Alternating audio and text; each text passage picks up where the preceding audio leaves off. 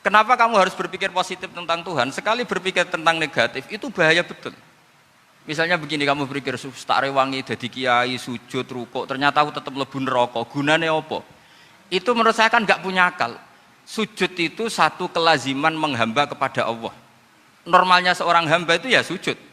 Kemudian gara-gara kamu ingin masuk surga, terus logika kamu dibalik. Gunanya apa saya sujud? Ternyata saya masuk neraka. Itu pertanyaan yang benar-benar bodoh dan itu menjadikan Allah benci. Logikanya dibalik begini. Ini saya ngomong serius karena ini bentuk kemenangan saya ini bentuk kemenangan saya. Saya berkali-kali ngomong di kota pelajar di Jogja karena banyak pengujinya juga. Bukan sekedar pendamping tapi penguji. Banyak yang profesor, bukan sekedar dokter, banyak yang profesor. Jadi biar ini dok. Begini, saya pernah ditanya sama seorang dosen, Gus, saya ini ngaji hadis banyak, tapi ada yang saya tidak paham, yaitu mangkola la ilaha illallah dakhalal jannah, ada kalimat wa in zana wa in saroko. Meskipun pernah zina, pernah maling. Ini kan seakan-akan mentoleransi perzinaan dan pemalingan. Terus saya bilang, oh makna hadis itu seperti ini. Jadi kebenaran absolut, kebenaran yang mutlak itu tidak akan terganggu oleh status perilaku seseorang. Saya berkali-kali memberi contoh. Orang yang ditangkap KPK akan bilang 1 tambah 1 2. KPK-nya juga bilang 2. Rivalitas dalam politik, Pak Prabowo ya bilang 2, Pak Jokowi juga bilang 2. Orang yang zaniyah, yang lonte pun akan bilang 2. Muftinya juga bilang 2. Ketua MUI-nya juga bilang 2. Artinya gini, kebenaran yang absolut adalah kebenaran yang siapapun akan meyakini seperti itu. Seperti 1 ditambah 1, 2. Kamu punya musuh bilang 2. Kalau ibu-ibu ini punya maru, ya marunya bilang 2 tadi tambah mama. Enggak tahu saya terjemahnya apa tadi. Nah, kebenaran yang absolut itu kebenaran yang siapapun pasti mengakui. Dan uniknya begini, saya pernah ngaji acara himmah, acara pondok sarang di Demak. Kalau kamu bilang 1 ditambah 1 menjadi 2, untuk mengatakan 2 itu kamu butuh hadiah enggak? Mereka semua jawab enggak. Kita semua enjoy saja mengatakan tembok itu putih. Kenapa? Karena memang putih. Kita mengatakan 1 tambah 1 2 karena memang kita tanpa presentasi dapat hadiah, dapat penghormatan. Kenapa untuk mengatakan Allah itu Tuhan kita butuh surga?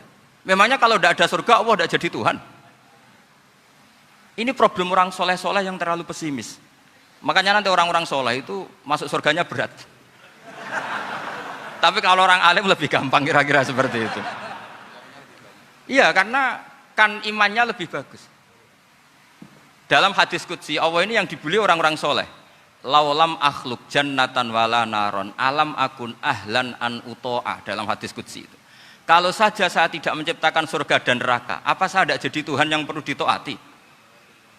Apa kalau kamu tidak saya kasih uang 1 juta terus bilang 1 tambah 1 11? Enggak kan? Tetap bilang berapa? 2. Kalau kebenaran absolut yang 1 tambah 1 kamu bilang 2 meskipun tanpa mendapat hadiah. Kenapa untuk bilang Allah Tuhan kamu butuh hadiah surga? Itu kan serah ikhlas belas. Makanya saya terus mengajarkan ikhlas. Ikhlas itu bisa dilatih dengan akal, dengan pikiran, bil ilmi lah. Harus dilatih. Nah di sini ini momen atau makna yang mestinya harus difahami wa in zana bahwa kalimat ini sah meskipun dilafadzkan seorang yang pernah zina. Sama seperti 1 tambah 1 2 sah, diucapkan siapa saja sah. Dan siapapun akan mengucapkan itu secara ikhlas. Ini penting saya utarakan.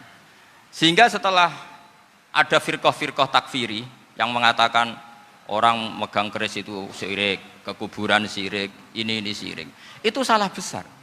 Salahnya adalah tadi kalimat-kalimat atau kebenaran-kebenaran absolut ini sudah jadi sibghatullah man ahsanu minallahi sibghah. Kalimat ini begitu absolut di hatinya orang mukmin.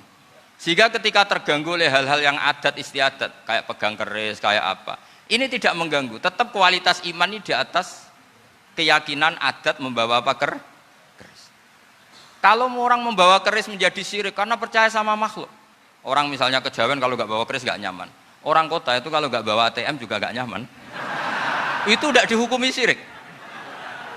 Kamu pergi lupa bawa HP nyaman enggak? Enggak, kenapa tidak dihukumi syirik?